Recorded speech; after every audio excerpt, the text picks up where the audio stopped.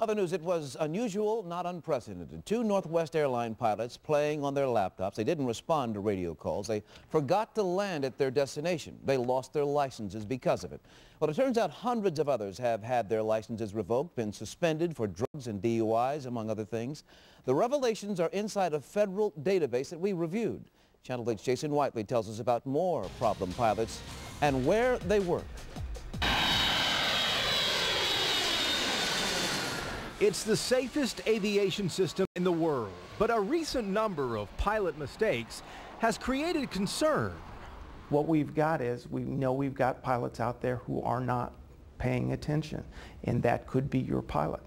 Dallas's Don Swaim is an aviation attorney who has worked on major airline disasters, disturbed now about recent news.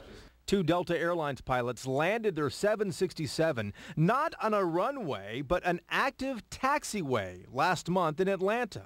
Days later, two Northwest Airlines pilots just forgot to land at their destination, distracted on laptop computers. And then Monday, a United Airlines pilot was arrested in London minutes before boarding after he failed a field sobriety test.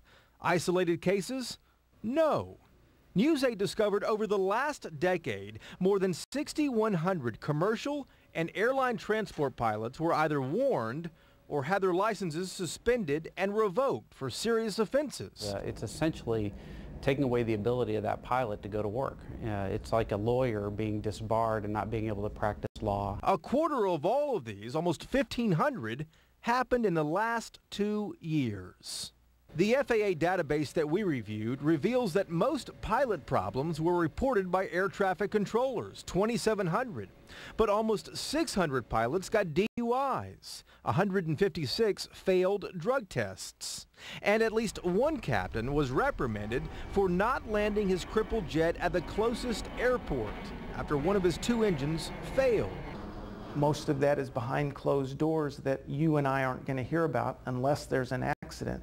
But it is a shocking number. That's a very high number.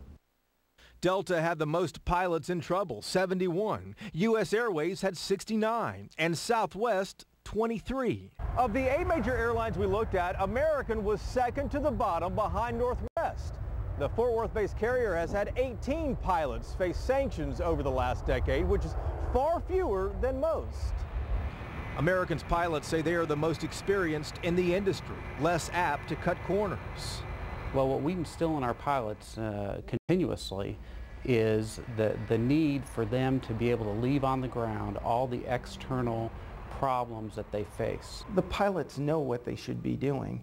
The problem is it's hard to enforce that.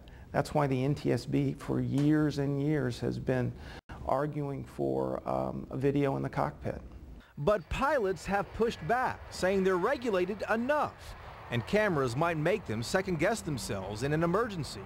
Airlines often successfully weed out problem pilots, but federal records, along with recent events, clearly indicate some remain in the sky.